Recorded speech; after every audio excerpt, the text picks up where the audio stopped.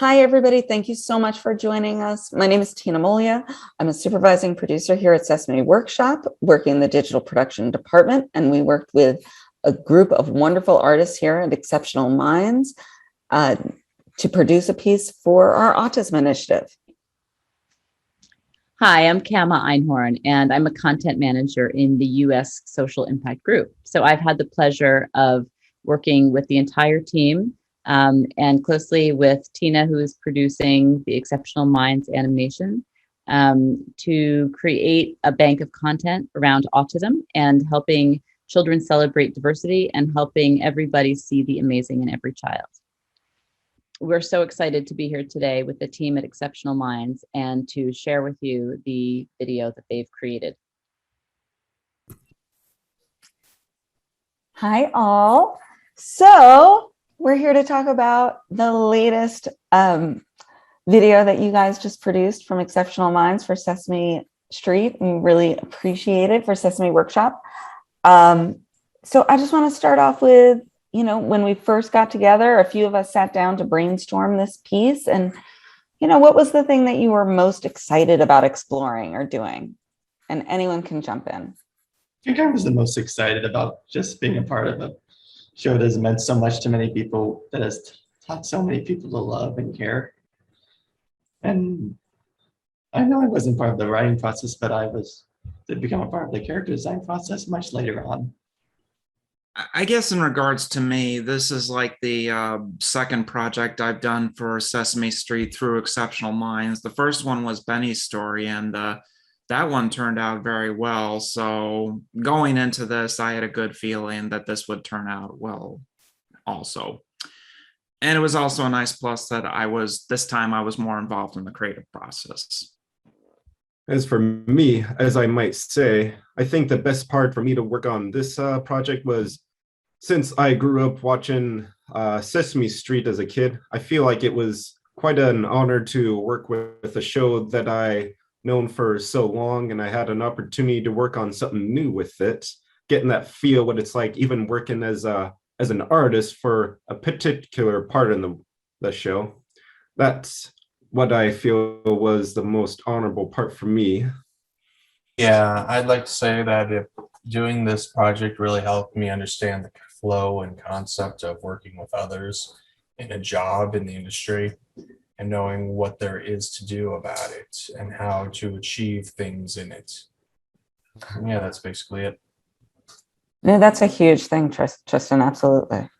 Well, on that note, I would love to ask some of the writers. I had the pleasure, along with Tina, of looking at your writing and providing notes along the way. And you had a lot of really beautiful lines, beautiful nuggets, kernels of big ideas. And I'd love to know from some of the writers what some of your favorites were. What lines were your babies, and why?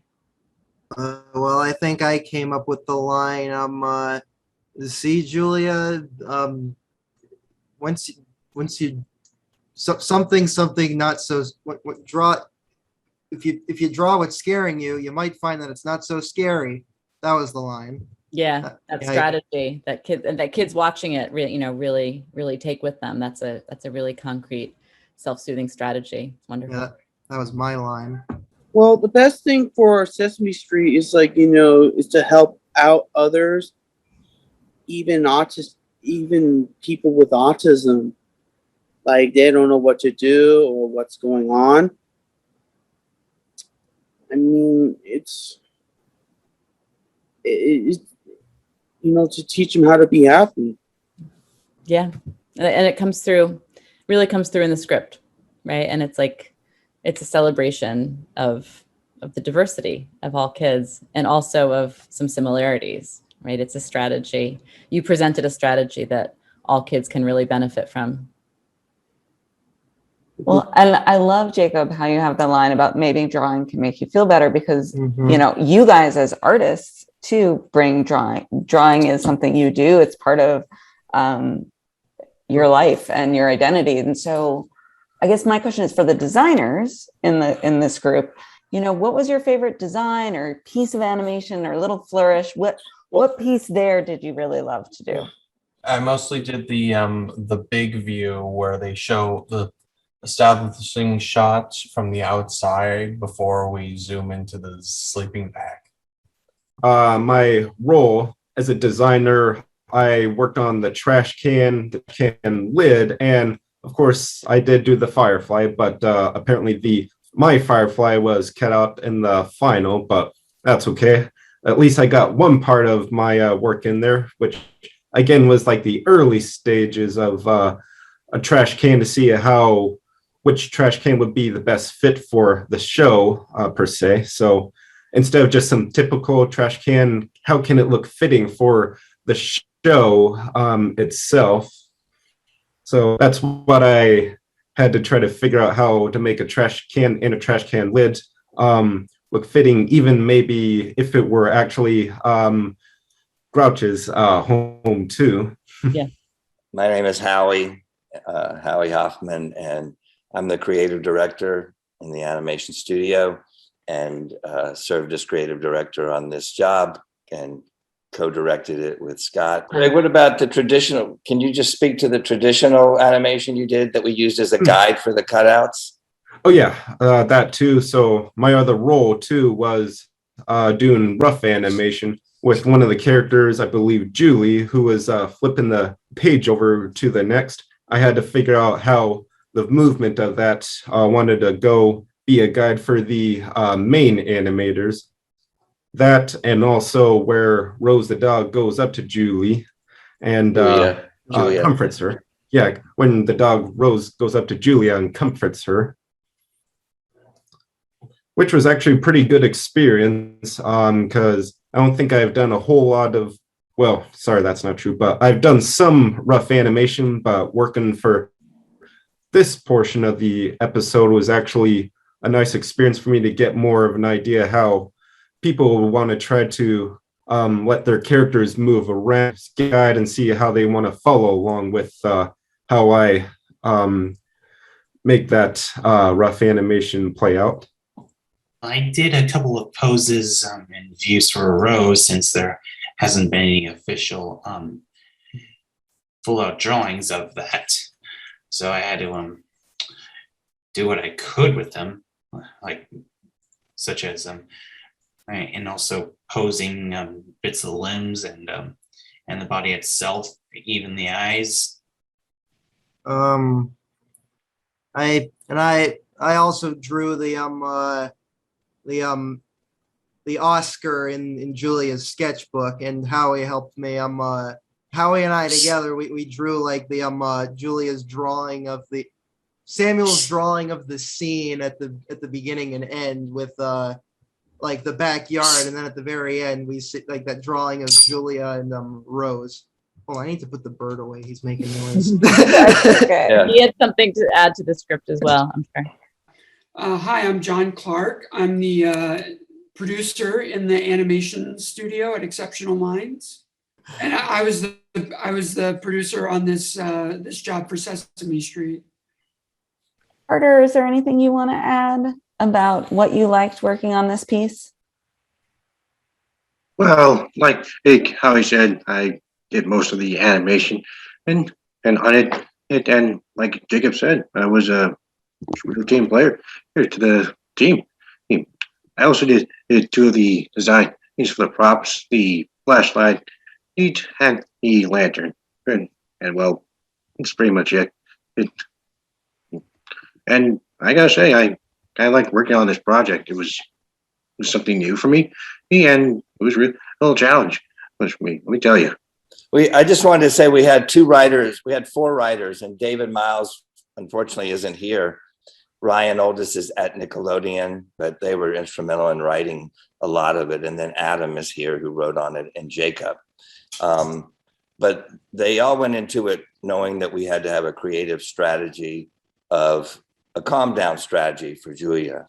So Jacob, can you say why you chose and why we chose drawing as Julia's calm down strategy? We made drawing Julia's calm down strategy because she's an artist. That's part of her character, and yeah. Adam, you wanted to say something? Well, I mean, the line I have here in one of the drafts that I wrote is like we each wrote our own version of the script, and then once we got together, we just combined the materials together into something. But the line I've got here from Elena is she hands, when Julia is scared of the loud sound from the trash can, she hands her Julia's sketch pad and says, "Here, Julia, if you draw what's scaring you, you might find that it's not so scary." So essentially, it's just encouraging her child to rationalize what she's hearing by imagining what it could be. And in this case, she imagined it was just Oscar the Grouch, which is, he's grouchy, but he's not scary, which I think is actually a line that we used. Yes. I was going to say, I think that's, one of my favorite bits is, he's grouchy, but he's not so scary. Yeah.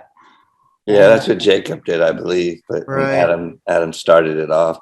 Right. We did it on a whiteboard all through Zoom, and we brainstormed maybe 2 times. They wrote separate scripts, then we brainstormed maybe a couple more.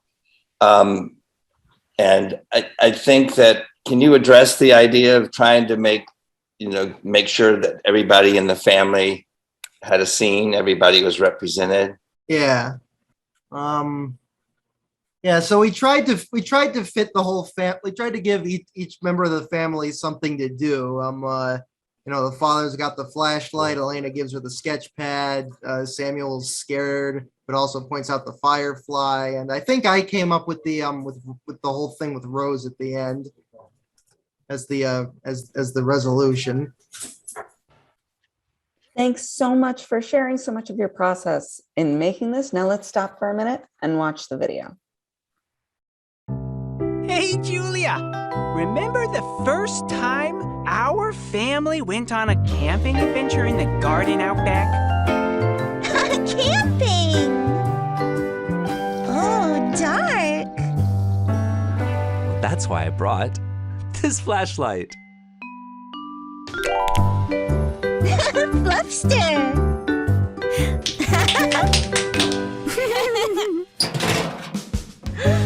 What?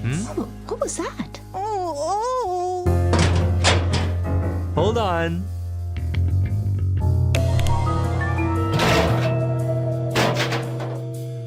Oh, it's just the trash can lid blowing in the wind. Phew! You're right. Maybe if you take a moment to draw what's scaring you, you might find that it's not so scary.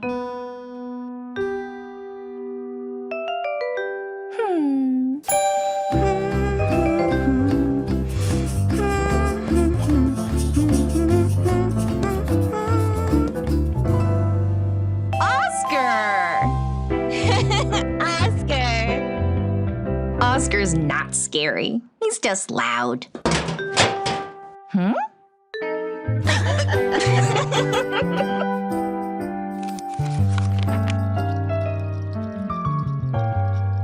Ew. Oh, whoa! Oh, hold still, Julia. It's a firefly. It's got a flashlight, too. Okay, you two. Time to hit the sack and get some sleep.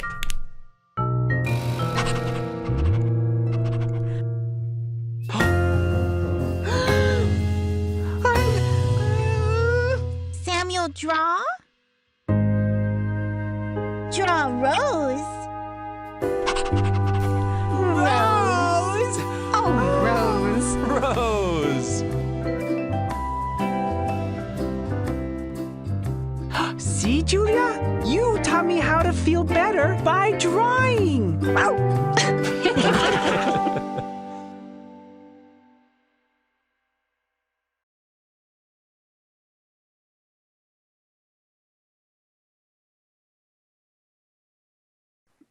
So, at the workshop, we're always looking to workshop new things. So I'm curious from you guys, what's the next thing you want to see Julia doing? Has she tried eating in a lunchroom, a crowded lunchroom? That's a great idea. Yeah. All those Because noises.